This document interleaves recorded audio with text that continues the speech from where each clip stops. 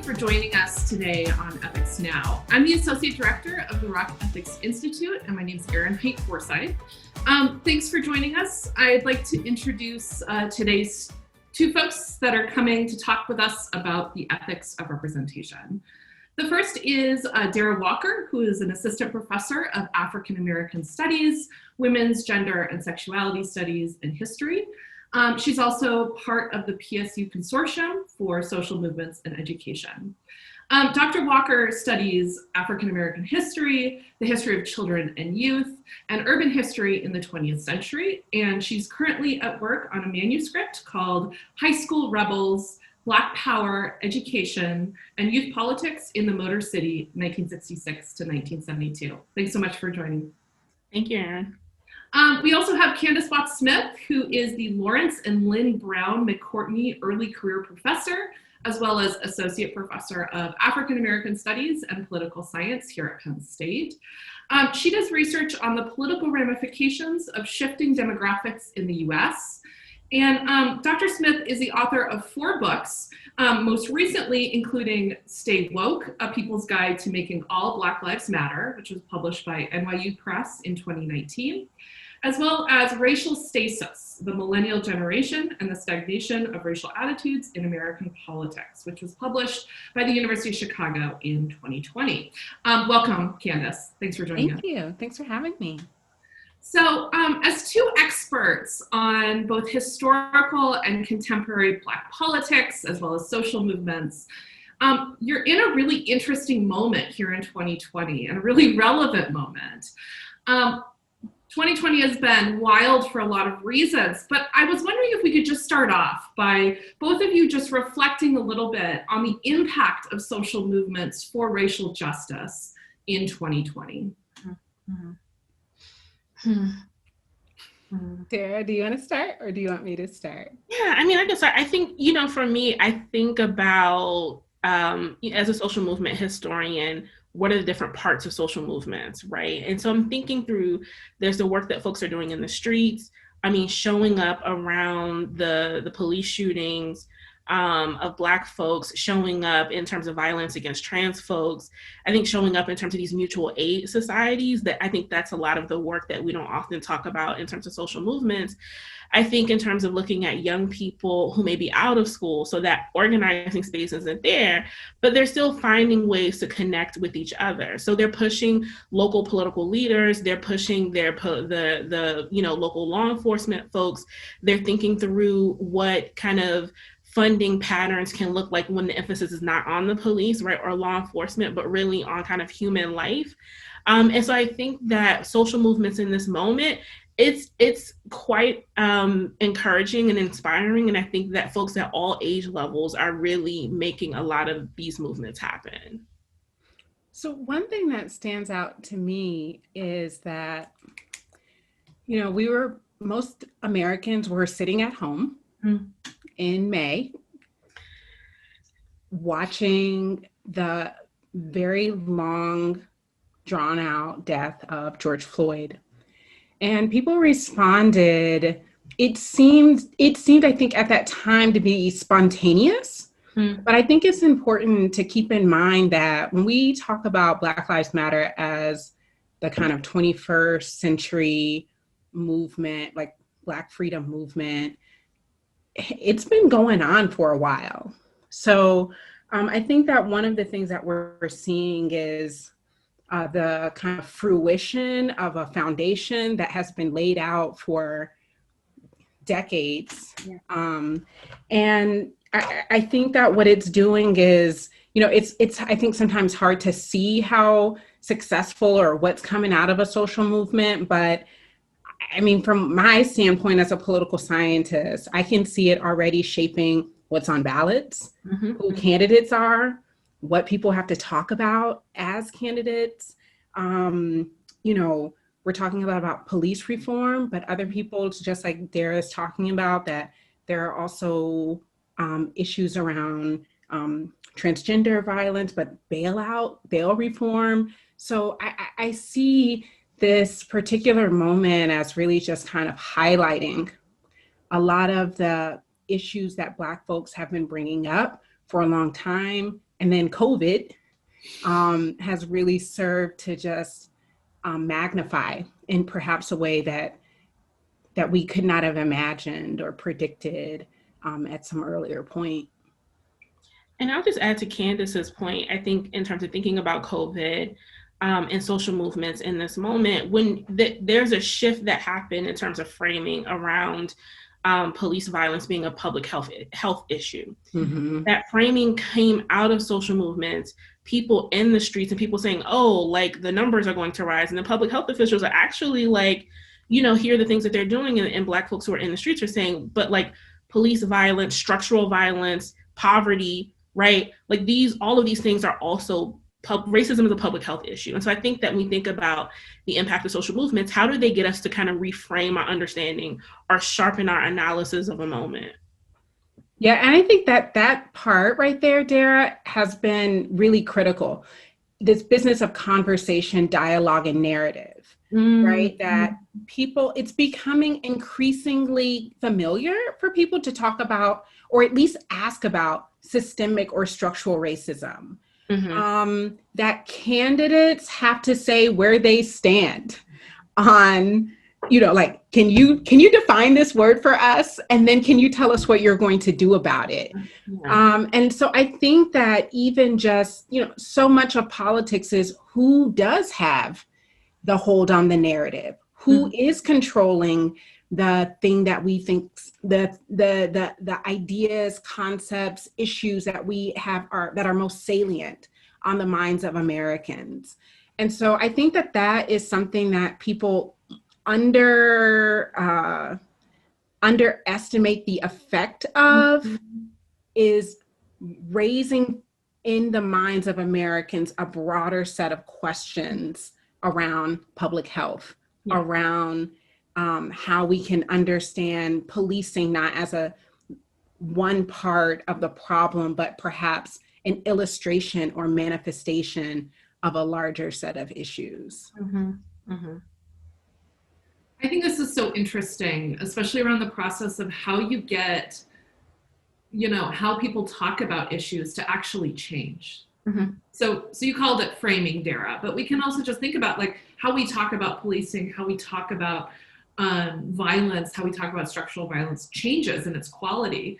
So I was wondering a little bit if you could talk more, since, you know, both of you have indicated this is long-standing work. This is decades and decades of work from the 20th century to the present. You know, can you talk a little bit about some of these attempts to change narrative framing, and why now, of all possible times, do we actually get people talking about like the abolition, you know, sort of talking about policing and, for example, sort of abolishing police in this very specific way? Mm-hmm. Mm-hmm. I would say on a national stage, right? Yeah.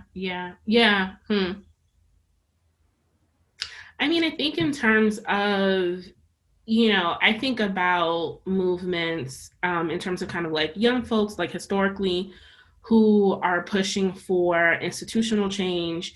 I mean, even the debate around community control versus integration, they're going to have a hand in that, right? And that's going to give us insight into their ideas about representation.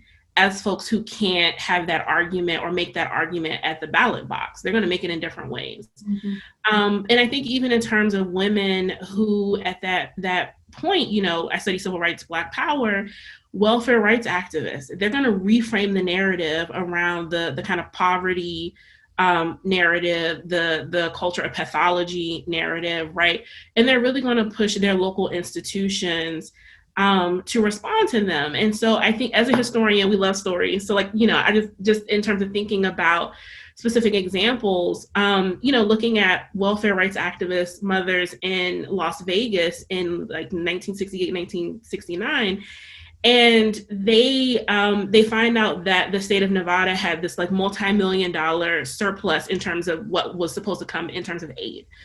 And so they end up going to the Capitol because they want to meet with their representatives who are supposed to represent them and say that you need to rethink the policies that have allowed room for this. And so they do a couple of different things. And one of the tactics they use is it's called an eat-in. And they would take their kids and they would go to the casinos, because Nevada.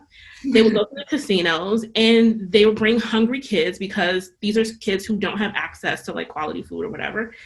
And they would sit there, the kids would eat, they'd enjoy steak and just have all the things, and then they'd get up and not pay the bill. But what ended up happening is that the governor and the state legislature, what those parents put on the table, as Annalise Orlick explained, is either you can deal with this in the private sector, or you can deal with this as our state legislature. And so what ends up happening is that the governor then puts on the table sending, like, I think close to $200,000 to reopen the local aid office that had been closed, right?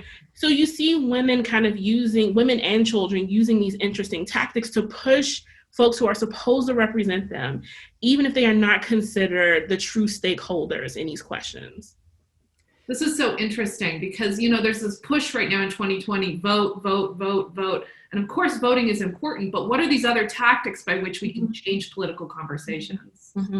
Candis, I know that you study current, movements, and I was curious what you think about this changing of the narrative and some of these ways that, like, these pretty radical framings of issues coming to light and, shifting the conversation here.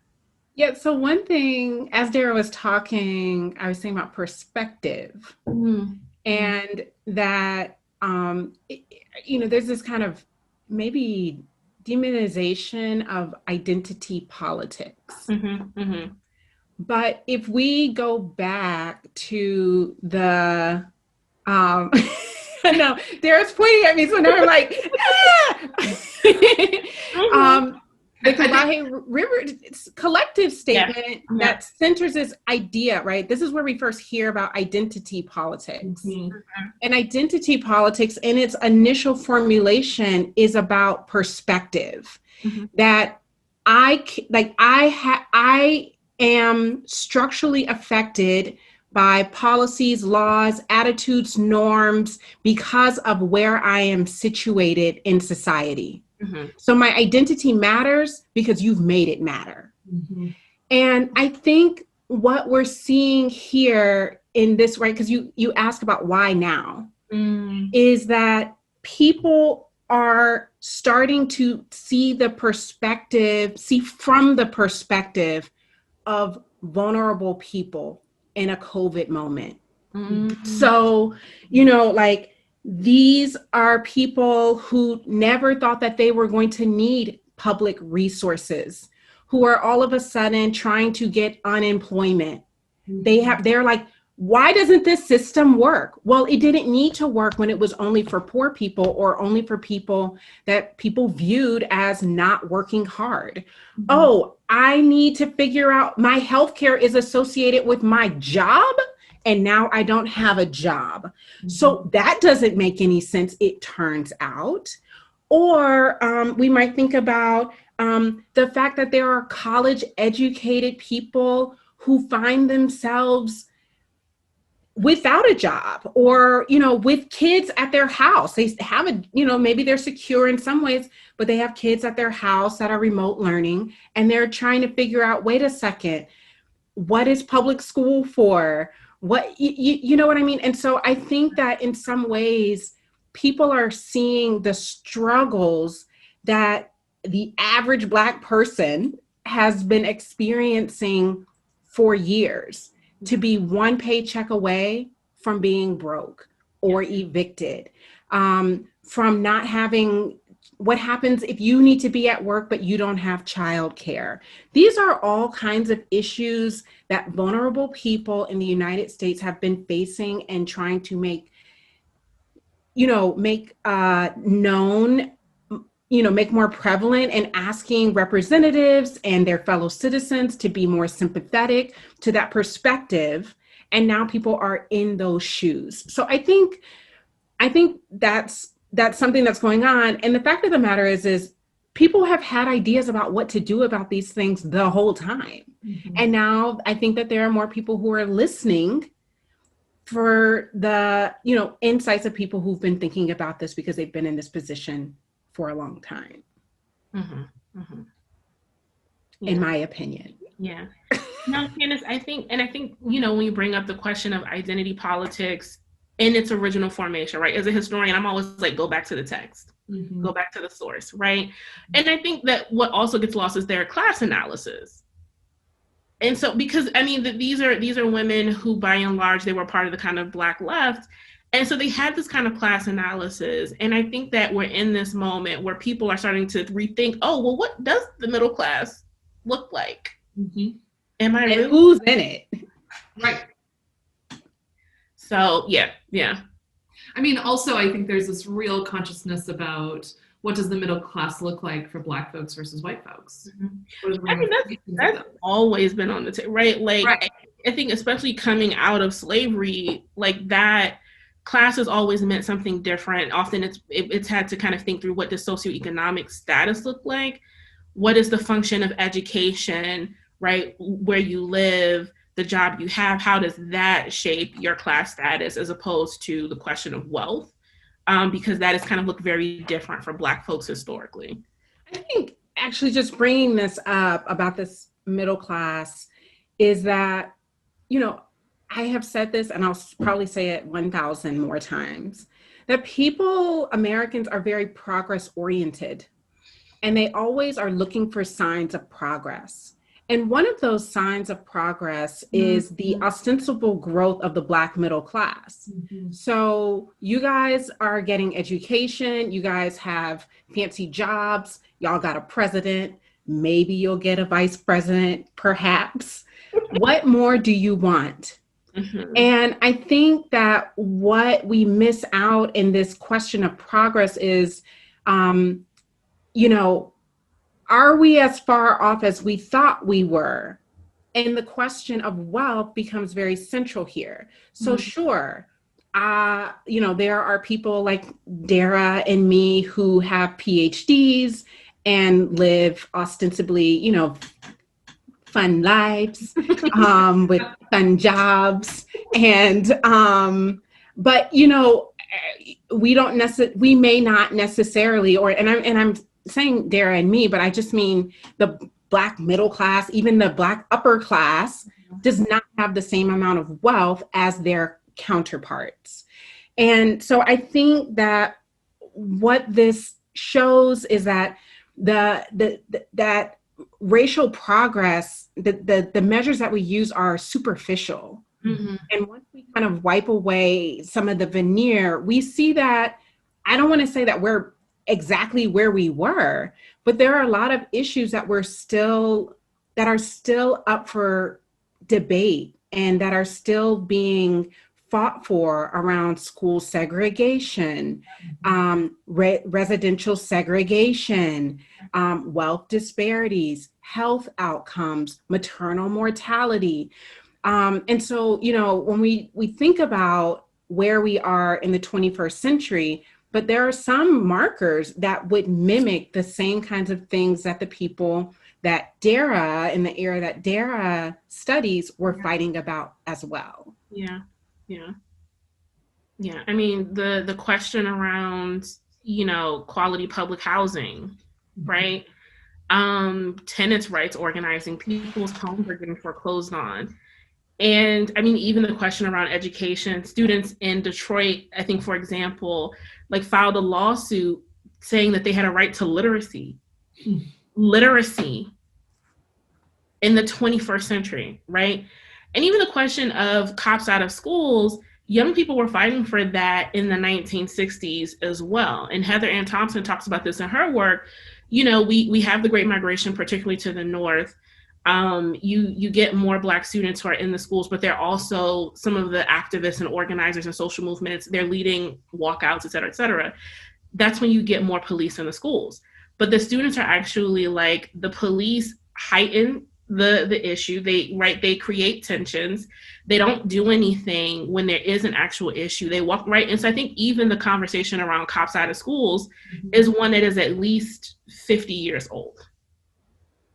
This is so interesting because we think about kids and youth and adolescents being politically active as a very contemporary thing. We think about the kids from the sort of high school, kids at the high school level, advocating around climate change or gun control. But as you know, this is a much, much older and rooted in many ways in Black politics. So I was wondering if we could maybe move to talking about some of these connections between youth politics now, because again, I think, and it's incorrect, that people think that it's a new thing. Yeah.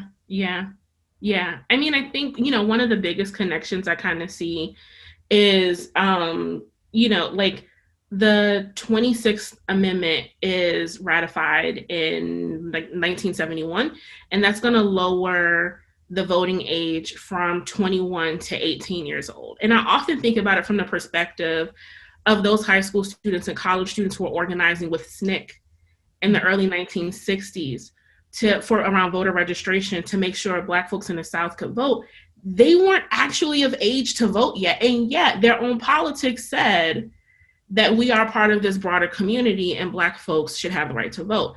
But I think in terms of connecting it to now, Representative Ayanna Pressley wants to lower the voting age again from 18 to 16. And she makes a similar argument as those folks who did in the 1970s, which is young people organizing around Vietnam and civil rights. And she's looking at young people who are organizing now around climate change and gun violence.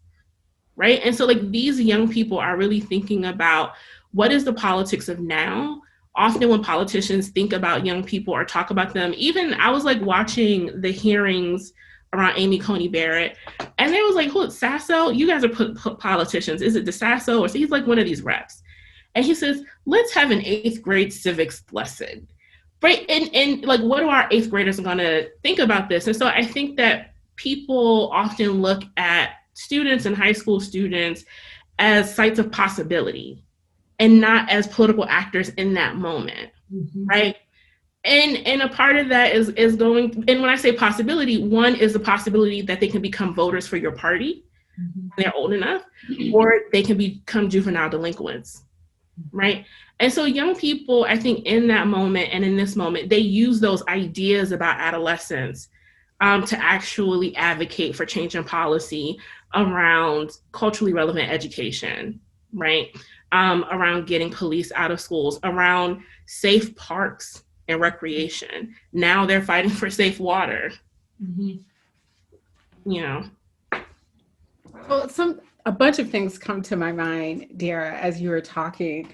One is the sites of possibility. Maybe we go backwards. Okay, sites of possibility. Again, I think that children play in the American imagination, right? Like things are going to be great because the children will do all of the work. And I think it's really interesting. I mean, I study racial attitudes, and in that area, we see that we're not actually equipping young people to do the hard work around questions of racial egalitarianism. So there's that. And so, I think that some people say like, well, okay, so that's one idea. Okay. Another thing that comes to mind is like, what are people's arguments against lowering the age for voting is, well, what do they know? But we know as political scientists that most Americans don't know very much about politics anyway. So, maybe actually lowering the age would allow for people to recognize that they have an incentive to start paying more attention earlier. So that we can give them the tools to make the change that we think and we hope, and that they have the potential to make as adults. Yeah. The other thing that came to mind is how I think on the one hand, we see young people doing work around gun violence and environmentalism, but the kids that we see are usually well-to-do white kids. You mean in the mainstream? In the mainstream. Okay. And I think that this does a disservice to poor kids and to Black and brown kids, because it doesn't illuminate the extent to which they have also been fighting in this contemporary moment for gun reform and environmental issues, right? So the water in Flint is bad. Mm-hmm. Also, or people will say, well, the kids in Chicago are not talking about Black on Black crime. And it's like, first of all, like, we can get to a whole Black on Black crime. Right. That most crime is interracial, but that there have been kids in Chicago who've been fighting for gun reform and gun, for a long time, who've been protesting for a long time. And so I think it also, we have to look and see who we're paying attention to, who we're giving the spotlight to, and how that, what that messaging sends to young people about who matters and whose voice matters on really important questions. Yeah. And I mean, I think, it's one of the things that I often like to help people think through in terms of the Stoneman Douglas students and the Chicago students, is that the Stoneman Douglas students initially, they wanted more cops in schools, right? After everything happened. That was out of their experience, that's the analysis that they developed. The students in Chicago, of course, have a different analysis, right? They don't want more cops in schools. They're really trying to rethink that. But once the Stoneman Douglas students start getting much more public attention, they somehow end up connecting with the young people in Chicago. And through those conversations, they actually sharpen their analysis and say, okay, wait a second, actually. And so when we think about Black youth politics or young people's politics, we have to think through what are the possibilities when we move just beyond the local, and they start having these conversations across these different spaces where they understand local politics, but they understand that there are going to be some local differences that can help them rethink what federal policy can look like. Mm-hmm. I think, and I think in terms of, Candis's point earlier about children doing all of the work and us not equipping them, this is a very different moment, I think, compared to the 60s and 70s, where you have citywide student government, right? You have so there are these parallel civic institutions. You have mayoral committees on children and youth, and they're trying to get them to participate and figure out what are the issues of the day. The students can invite speakers. And so it's a very different idea about what citizenship means now, I think, compared to what citizenship meant then and the possibilities for youth citizenship. I mean, this is so interesting. It almost seems like these institutions were actually built in parallel ways that were stronger back in the 60s and 70s than they are now. And I think this, to bridge a little bit to, thinking about representation and whose voice matters. I mean, all of this conversation so far has been circling around this, right?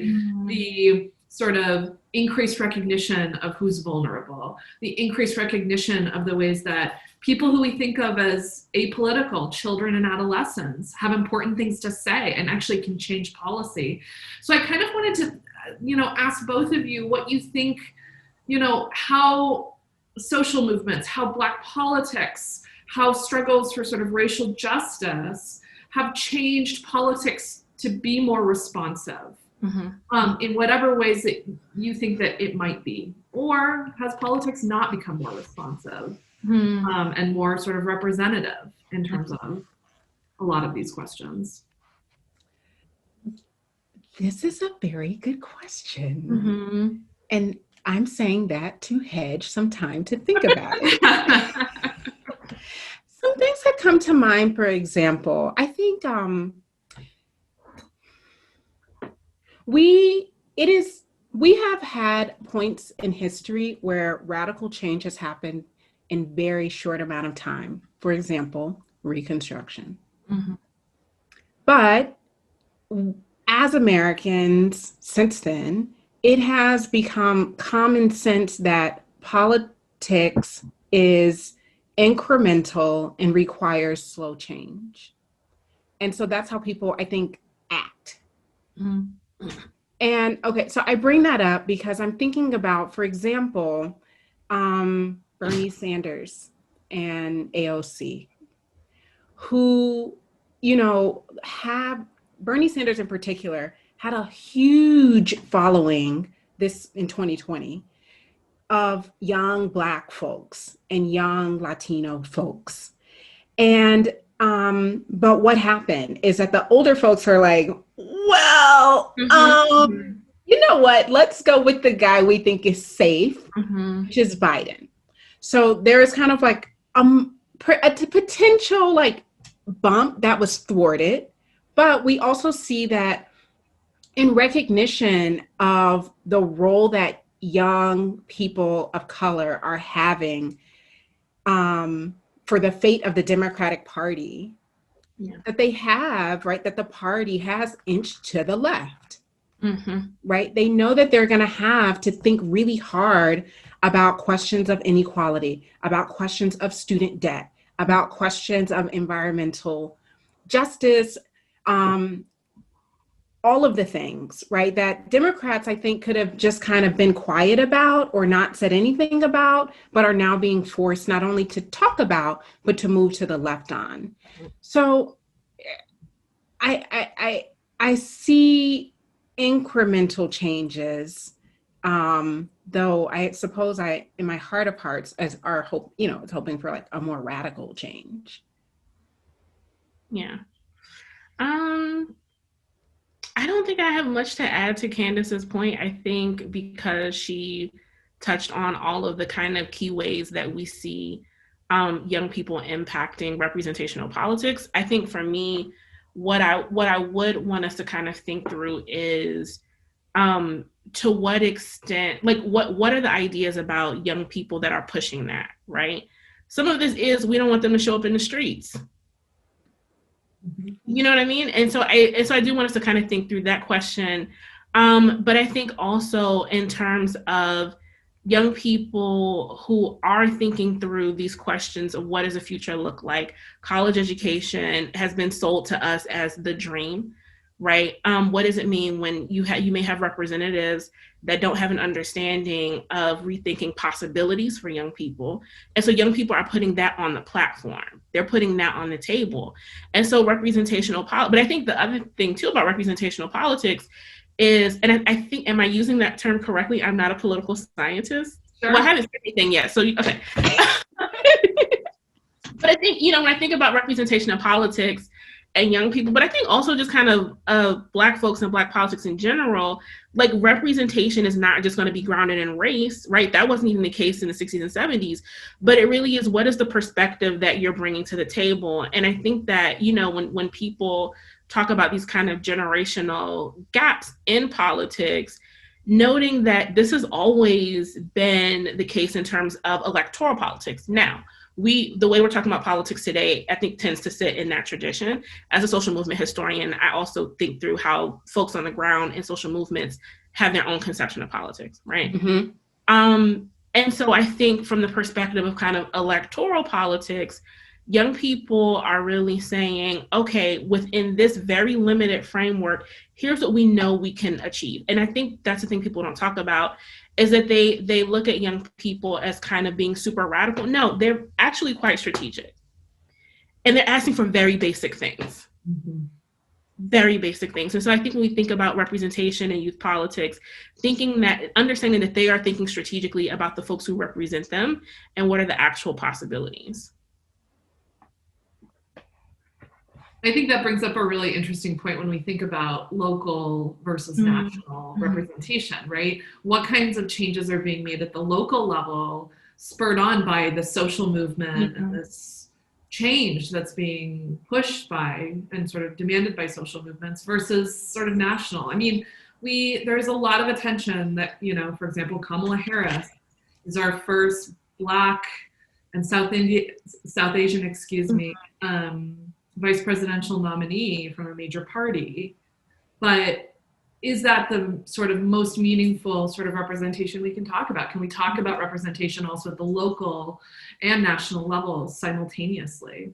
So the thing about that, Erin, I think that this is a issue at the core of the critique of Black Lives Matter from the average person, which is, but where is the equivalent to Martin Luther King Jr. here? And where, And so what they want Black Lives Matter to do is, and this kind of contemporary movement for Black lives to do, is to mimic what people remember about the civil rights movement, and as a like a purely national movement. Yeah. But Black Lives Matter is very cognizant of the extent to which most of our lives are dictated by state and local policy and law.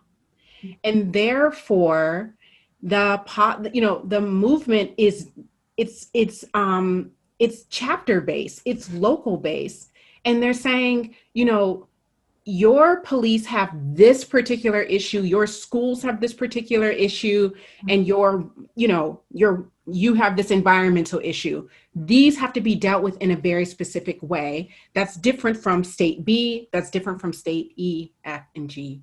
Mm-hmm. And I think that people see, the other thing is that we know that we don't have very much local news anymore. Yeah.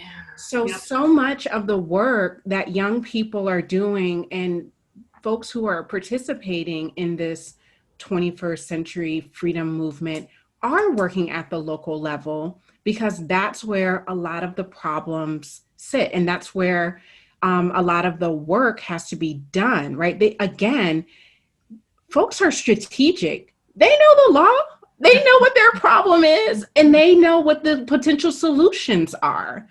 So I think that, we get, as Americans, we are very enamored by the presidential election and national politics. But even the Constitution tells us that if it is not written here, it belongs to the states. Right. Schools, police, health, marriage, where you can get buried, like the dog catcher, the sheriff, all of these people, right? Yeah. This happens at the local level, and Black folks are very cognizant of how their lives are shaped by their mayor, their governor, their sheriff, their police chief, etc. And those are the places where they're going to do the work. But like I said, because this is not in the national news, it looks like nothing is happening. Yeah. And I think to Candis's point, also what you said earlier about how we define success. And so often the success is, what are the legislative wins? And so that's going to happen at that national level, right? But what does it mean for news folks to show up at, say, Board of Education meetings? Who's going to be there? What are the topics that are going to be on the table, right? But I think even if we think about the local level in terms of, say, Ferguson, this is where we learn about the role of Laurence in funding, right? So that even these like local questions, doing that deep dive into the research, or as a historian, I'm calling it research, but, looking at the numbers and trying to think through how does the structure work? And I think that that's the work of social movements, is that they reveal how the structures work at the local level. And I think that young folks, working class folks are doing a lot of that work because this is where they live. And that's the everydayness of politics. Dara, I'm curious to know, to what extent then were young people during the time that you're focused on also focused at the local level rather than the national level?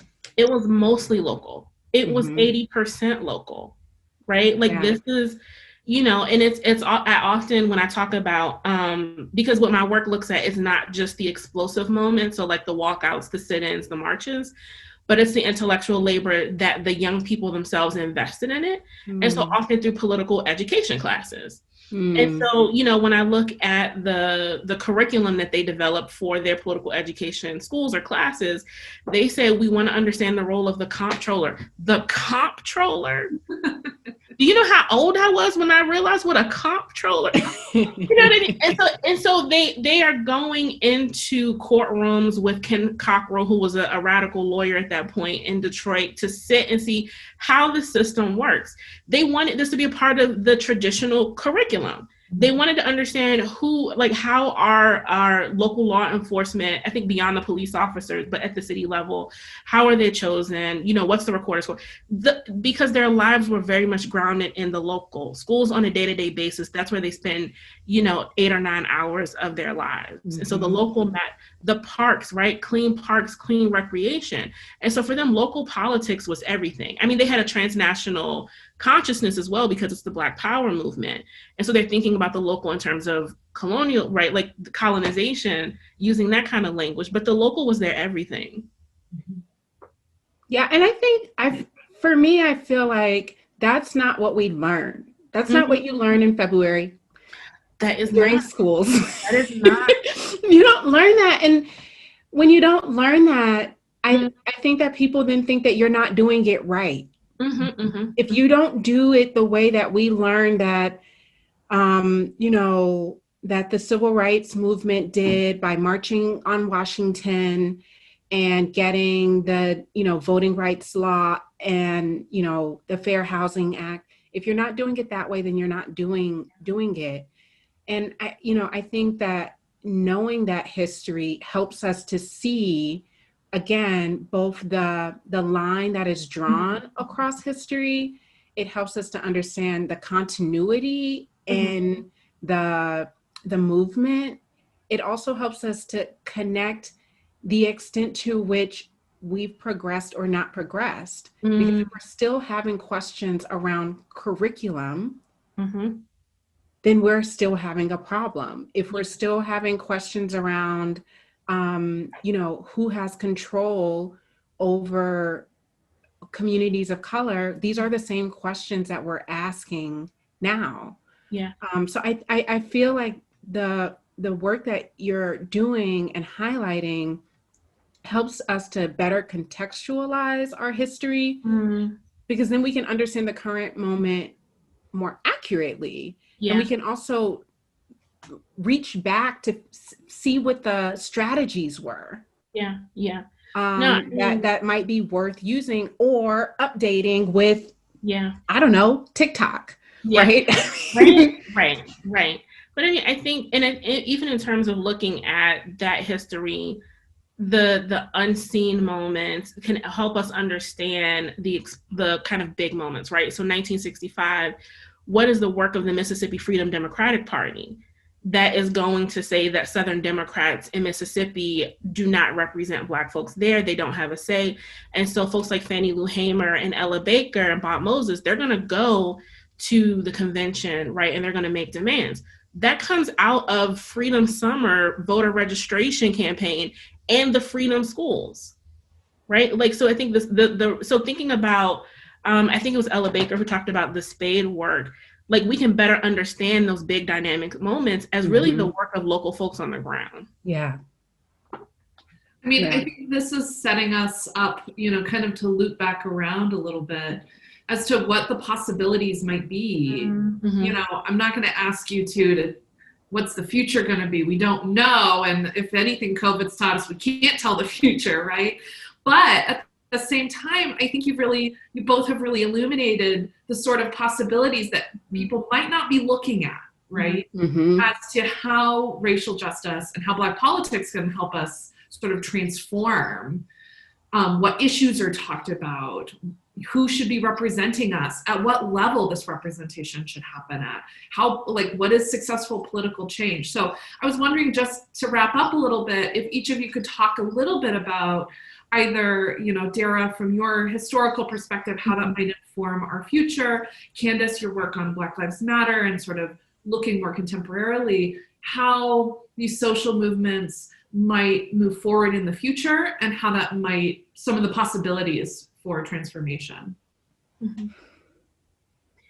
I mean, what I'll say is, just because thinking about the Mississippi Freedom Democratic Party, I mean, a lot of what happens in Mississippi opens up the conversation that activists were having and how they've helped us come to understand the difference between an African-American organizing tradition and an African-American mobilizing tradition. right? And these are going to be two separate things. And so mobilizing was often, when King shows up, the big folks show up, you get people together, there's a march, right? It's kind of a one-shot deal. And I think Bob Moses is the one who's kind of helped us to understand this. It's kind of like a one-shot deal, right? You don't really have too much of a relationship with the local people. The African-American organizing tradition is really going to be that door-to-door work. You're going to use the experiences, or let folks who are from those communities use their experiences to shape the struggle on the ground. It's going to be, it's an investment in a kind of long game. And so for me, as a historian of the African-American organizing tradition, I would say that is what an ethical politics should look like in 2020. It's thinking through that long game, right? It's thinking through investing in the stakeholders, seeing their experiences as, in some ways, a source of knowledge about how power and politics work and how they use those experiences to really push for the kinds of policies and changes that they want to see. My thoughts are going to lean on petty. And, I guess I would say I'm cautiously optimistic about the potential for people, for us to kind of have a more egalitarian society. Mm. But, the petty part is that, Black folks live in a perpetual state of I told you so. And so I guess I'm hoping that, unlike in the past where we get people to say like, this is messed up, and then let's work towards something. Usually what happens is people get quickly exhausted and their attention gets turned elsewhere.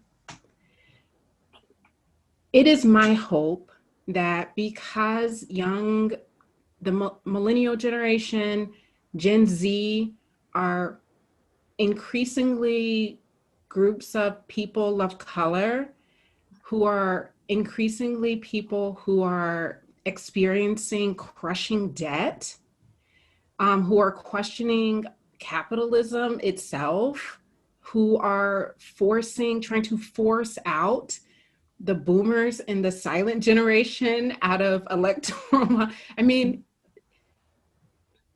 they've been there for so long, like move on. Yeah. I hope that that these groups of people who have a very particular perspective around the difficulties of attaining the American dream will become leaders and maintain that consciousness of the difficulties that are prevalent for a lot of people, and that any of us can be vulnerable at the drop of a hat or the introduction of a pandemic. Yeah. Well, thank you both so much. Thank you, Dr. Dara Walker, again, Assistant Professor of African American Studies, Women's Gender and Sexuality Studies and History at Penn State. Thanks so much, as well as Dr. Candis Smith, Associate Professor of Political Science and African American Studies. This was a really interesting conversation. We have a lot more to talk about, but thank you so much for joining me today. Thank you, Erin. And Dara. Again, for the Rock Ethics Institute in the College of Liberal Arts, I'm Erin Heidt-Forsythe, and thanks so much for joining us.